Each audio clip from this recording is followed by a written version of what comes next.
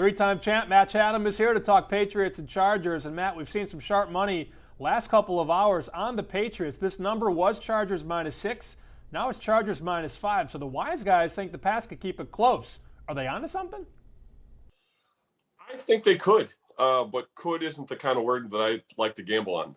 Let's put it that way. I think the 5.5 moving to 5, and maybe that thing migrates even a little more as people become a little more, I think, appreciative of what New England did a week ago, and a little leery of where the Chargers are right now because they were a super hot offense who really looked a little disheveled against the Ravens for some reason. They come home, and that tends to help. But it's a weird matchup because it's, Bill Belichick scheming something against that group that was virtually the same a year ago, other than he's got their tight end now and they've got Jared Cook. But he annihilated them. So that really sort of puts it up. Where do these two teams sit across from one another, even though you have a coaching change? So I would put this in the category of going to be a great game. Wouldn't wager on the line.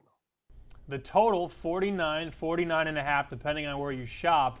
It's a little bit higher than most Patriot totals, but we know the Patriots have scored a lot more as of late, and the Chargers love to go for it on fourth down. I imagine you're not too surprised with the number near 50. Yeah, not surprised there. And again, if you'd have taken, let's see, I think you're in the maybe range of 27 to 28 of the other teams and pair them in a game against the Pats this week and call it 49, and I might be willing to go over, or excuse me, under, back to my roots. But the Chargers are that one team that they've got explosivo. They've got the ability to go put up 45 like that, like the Browns game. And they've also, got the ability to put up an egg. So again, straight up point totals for collectively, I'll stay away, but I kind of like the Pats still.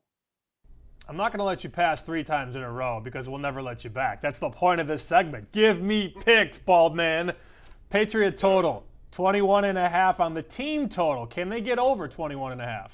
Yeah, I think they can. And sort of that's the sort of leg of the stool that I feel most comfortable leaning on. I think their style is established really well here now as a team that can run the ball and is committed to running the ball to create the opportunities they want to for the quarterback. There's sort of a confluence here of events that I think makes this a really good matchup for the Patriots offensively versus the Chargers.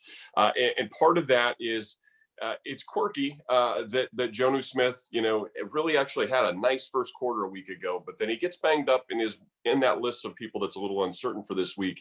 And that turns your attention, I think, from sort of an offensive focus standpoint to maybe the guy that's doing the homecoming.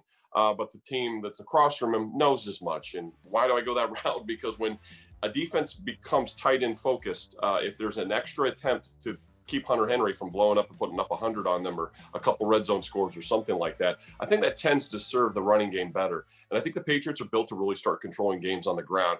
This Chargers defense, there are many good things you can say about the secondary and back end, but their ability to run stop is wildly worse than I believed it to be until I started looking up the numbers. They've got some games over 200. The Cleveland won, several in the 180s, team totals in 190. This is just the kind of stuff that I think that plays in the Pats' hands to easily get that score over the 21.5. So expect them in the mid-20s. Do they win? I don't know, but that's the route I would take.